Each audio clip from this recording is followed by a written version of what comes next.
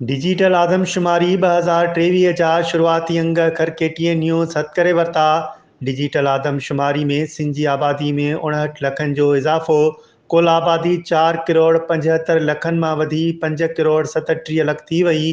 Digital आदमशुमारी में सिंध जी आबादीअ में 59 लखनि जो इज़ाफ़ो थियो आहे, जंहिं करे सिंध जी कुल आबादी 4 करोड़ 75 लखनि मां वधी 5 करोड़ 37 लख ताईं पहुची वई आहे। सिंध जे ॿियनि शहरनि जी आबादी में इज़ाफ़े जी सिंध जी राजधानी कराचीअ जी आबादी में बि इज़ाफ़ो थियो आहे।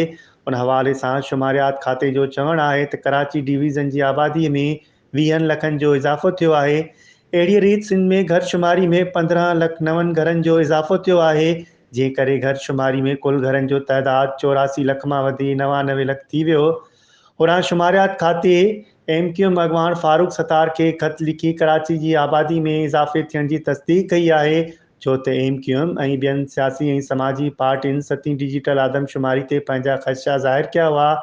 सिंध समेत सॼे मुल्क में डिजिटल आदमशुमारी जो सिलसिलो हलंदड़ आहे ऐं आदमशुमारी में अञा वधीक इज़ाफ़ो थियण जो इम्कानु आहे।